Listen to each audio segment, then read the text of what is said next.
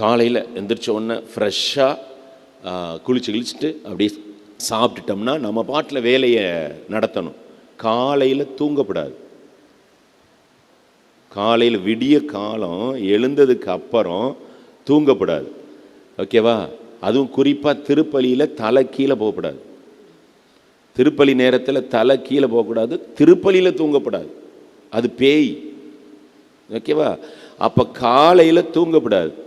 காலையில் தூக்கம் வந்துச்சுன்னு வச்சுக்கோங்க, காலையில் தூக்கம் வந்துச்சுன்னா உங்களுக்கு உடம்பு சரியில்லைன்னு அர்த்தம். ஓகேவா? போய் டாக்டர்கிட்ட போய் காட்டணும். அதுவும் திருப்பலி நேரத்தில் தூக்கம் வருதுன்னா உங்களுக்கு பேய் பிடிச்சிருக்குன்னு அர்த்தம். ஓகேவா? அப்போ காலையில் தூக்கம் வந்துச்சுன்னா டாக்டர்கிட்ட போகணும். ஏன்னா உடம்பு சரியில்லைன்னு அர்த்தம். உடம்புல ஏதோ உங்களுக்கு பிரச்சனை இருக்குன்னு அர்த்தம். அதனால தான் தூக்கமாக வரும். ஒரு சில பேருக்கு காலையில் பார்த்தீங்கன்னா அவ்வளவு கொட்டாவியாக வரும். அவை கொட்டாவியாக விட்டுக்கிட்டே இருப்பானுவான்.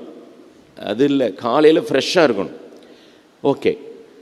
ராத்திரியில் தூக்கம் வரலைன்னா மனசு சரியில்லைன்னு அர்த்தம்.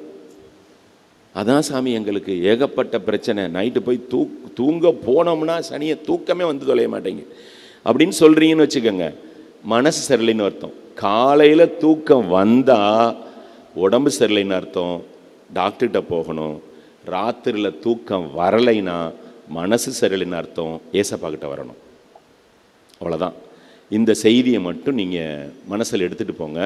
ஏசப்பா கிட்ட வந்தோம் அப்படின்னா நம்முடைய மனசில் இருக்கக்கூடிய பாரங்களை எல்லாம் ஆண்டவர்கிட்ட இறக்கி வச்சுட்டோம் அப்படின்னா நாம் நிம்மதியாக, நாம் எந்த விதமான சலனமும் எந்த விதமான கவலையும் இல்லாமல் படுத்தவுடன் தூங்கி போய்விடுவோம். படுத்தவுடன் தூங்கி போகிறவர்கள் பேறு பெற்றவர்கள், பாக்கியவான்கள்.